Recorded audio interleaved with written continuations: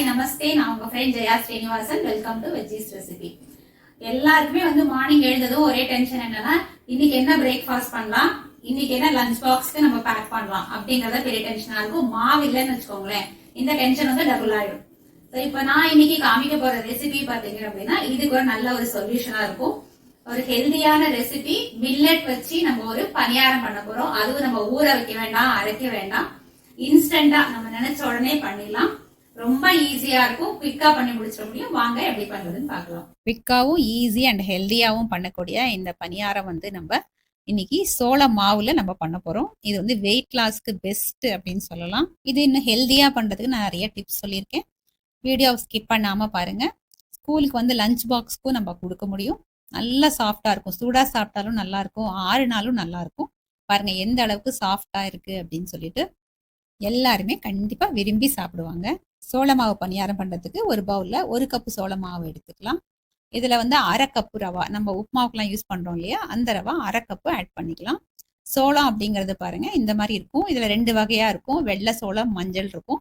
வெள்ளையா இருக்கிறது நல்ல டேஸ்டா இருக்கும். இதை நான் நல்லா வாஷ் பண்ணி நல்லா காய வச்சுட்டு மிஷின்ல கொடுத்து அரைச்சிருக்கேன். ரெடிமேட் மாவு பாக்கெட்ல கிடைக்குது, அதுவும் நம்ம வாங்கி யூஸ் பண்ணிக்கலாம். உப்பு தேவையான அளவு, மஞ்சத்தூள் 1/4 டீஸ்பூன் ஆட் பண்ணிக்கலாம். இப்போ எல்லாத்தையும் ட்ரையாகவே தண்ணியெலாம் ஆட் பண்ணாமல் நல்லா மிக்ஸ் பண்ணிக்கலாம். அரை கப்பு தயிர் ஆட் பண்ணிக்கலாம். இது கொஞ்சம் லேசாக புளிப்பாக இருக்கிற தயிராக இருந்தால் நல்லாயிருக்கும். நல்லா மிக்ஸ் பண்ணிக்கலாம்.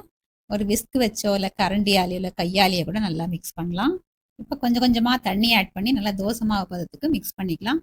தண்ணிக்கு அளவு எதுவும் கிடையாது, கன்சிஸ்டன்சி நம்ம பார்த்துக்கிட்டே மிக்ஸ் பண்ண வேண்டியதுதான். கொஞ்சம் கொஞ்சமாக ஆட் பண்ணிக்கலாம். ஒரே டைம் ஆட் பண்ணும்போது ரொம்ப அதிகமாகிடும். எனக்கு இப்போ ஒரு 1.25 கப்பு தண்ணி யூஸ் ஆகிருக்கு இது மொத்தமாக கலந்து முடிக்கிறதுக்கு. பாருங்கள் இந்த பதத்தில் நான் கரைச்சி எடுத்துகிட்டு இருக்கேன். அது மாவோட வாகு வச்சு தான் அந்த தண்ணி, நீங்கள் கொஞ்சம் பார்த்து மிக்ஸ் பண்ணிக்கோங்க. இப்போ இதை ஒரு 10 நிமிஷத்துக்கு ஊற வச்சிடலாம். இதே நமக்கு டைம் இருக்குது அப்படின்னு சொன்னால் ஒரு 1 ஹவர் இல்லை 2 ஹவர்ஸ் கூட நம்ம ஊற வச்சா ரொம்ப நல்லாயிருக்கும். இன்னும் பணியாரத்தை ஹெல்தியாக ஆக்கிறதுக்கு நம்ம இதுக்கு தாளிச்சிடலாம். அது வரைக்கும் ஒரு மூடியை போட்டு மாவை சைடில் வச்சுருவோம். இந்த பணியாரம் தாளிக்கிறதுக்கு 2 வெங்காயம் பொடியாக கட் பண்ணி வச்சுருக்கேன். கொஞ்சமாக கருவேப்பிலையும் பொடியாக கட் பண்ணியாச்சு. கேரட் ஒரு 1/2 கேரட்டை நல்லா மெல்லீஸாக கிரேட் பண்ணி வச்சுருக்கேன். இஞ்சி ஒரு 1 இன்ச் பீஸு துருவிருக்கு. 2 பச்சை மிளகாய் பொடியாக கட் பண்ணியிருக்கேன். கொஞ்சம் கொத்தமல்லி அதையும் நல்லா வாஷ் பண்ணி பொடியாக கட் பண்ணியாச்சு. கடாய் ஸ்டவ்வில் வச்சுட்டு ஸ்டவ் ஆன் பண்ணிக்கலாம். 1 டேபிள் ஸ்பூன் அளவு ஆயில் ஆட் பண்ணிப்போம். எண்ணெய் சூடானதுக்கப்புறம் 1 டீஸ்பூன் கடுகு ஆட் பண்ணிக்கலாம். கடுகு நல்லா வெடிக்கட்டும். அதுக்கப்புறம் 1 டீஸ்பூன் உளுத்தம்பருப்பு, 1 டீஸ்பூன் கடலைப்பருப்பு ஆட் பண்ணிவிட்டு நல்லா வதக்கிக்கலாம். 1/2 டீஸ்பூன் ஜீரகம் ஆட் பண்ணிக்கலாம். பருப்புலாம் நல்லா செவந்ததுக்கப்புறம் ஜீரகத்தை ஆட் பண்ணணும். முன்னாடியே ஆட் பண்ணிட்டா ஜீரகம் தீஞ்சு போயிடும். கொஞ்சமாக பெருங்காயம் ஒரு 1/4 டீஸ்பூன் அளவுக்கு ஆட் பண்ணிக்கலாம். இது இப்போ நல்லா மிக்ஸ் பண்ணிடுவோம். பொடியாக கட் பண்ணி வச்சுருக்கோம் இல்லையா, பச்சை மிளகாய் ஆட் பண்ணிவிட்டு அதை நல்லா வதக்கிக்கலாம். பச்சை மிளகாய் நல்லா வதங்கினதுக்கப்புறம் கருவேப்பிலையும் வெங்காயத்தையும் ஆட் பண்ணி வதக்கிக்கலாம். வெங்காயத்தை ரொம்ப ரோஸ்ட் ஆக விட்டுடக்கூடாது. இந்த கண்ணாடி பதம் சொல்லுவாங்க இல்லையா, சாஃப்டாக அந்த மாதிரி வதக்கிக்கணும். வெங்காயம் நல்லா வதங்கிறதுக்காக கொஞ்சமாக ஒரு 1/4 டீஸ்பூன் அளவு உப்பு ஆட் பண்ணிக்கலாம். ஆட் பண்ணி வதக்கணும்னா அது கொஞ்சம் தண்ணி விட்டுக்கும்.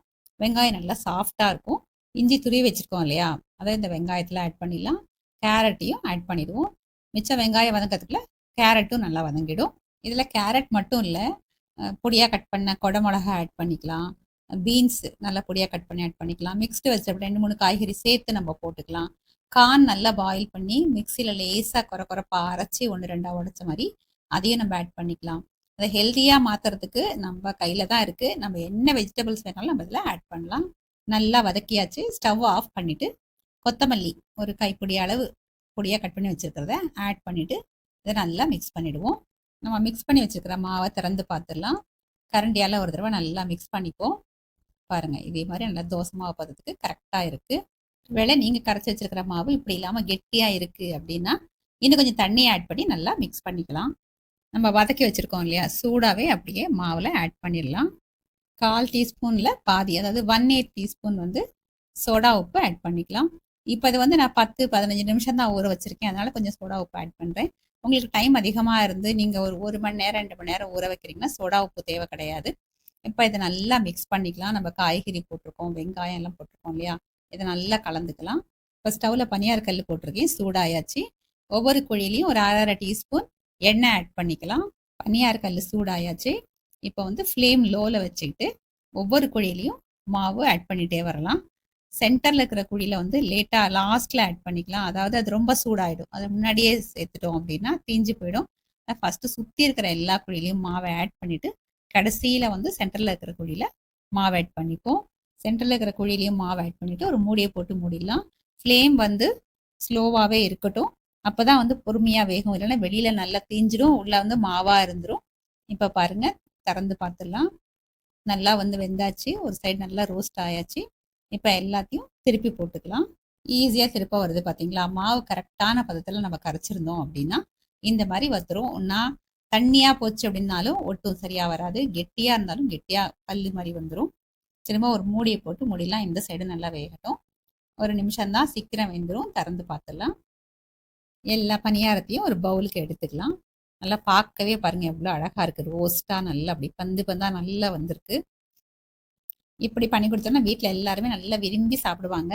நமக்கு ஒரு ஹெல்தியான ஃபுட்டை உங்களுக்கு பண்ணி கொடுத்த ஒரு சாட்டிஸ்ஃபேக்ஷன் கண்டிப்பாக கிடைக்கும். இதே மாதிரி எல்லா மாவையும் பண்ணி எடுத்துக்கலாம். பணியாரம் எல்லாம் ரெடி ஆயாச்சு. இதை வந்து எந்த சட்னியோட வேணாலும் சாப்பிடலாம். நம்ம இந்த தக்காளி தொக்கு கொடுத்துருக்கோம் பாருங்க, நம்மளோட சேனல்ல இருக்கு. அதோட ரொம்ப சூப்பரா இருக்கும். நீங்க ட்ரை பண்ணி பாருங்க. எப்படி ஈஸியா இருந்ததா? நாளைக்கே இது பண்ணி நீங்க பாத்துருங்க. எப்படி வந்து எனக்கு கமெண்ட்ல சொல்லுங்க. சேனலை சப்ஸ்கிரைப் பண்ணிக்கோங்க. எனக்கு மோட்டிவேஷனா இருக்கும். லைக் பண்ணுங்க, ஃப்ரெண்ட்ஸ் அண்ட் ஃபேமிலியோட ஷேர் பண்ணுங்க, பெல் ஐகானை கிளிக் பண்ணுங்க. புது ரெசிபியோட நாளைக்கு நம்ம மீட் பண்ணலாம். தேங்க்ஸ் ஃபார் வாட்சிங்.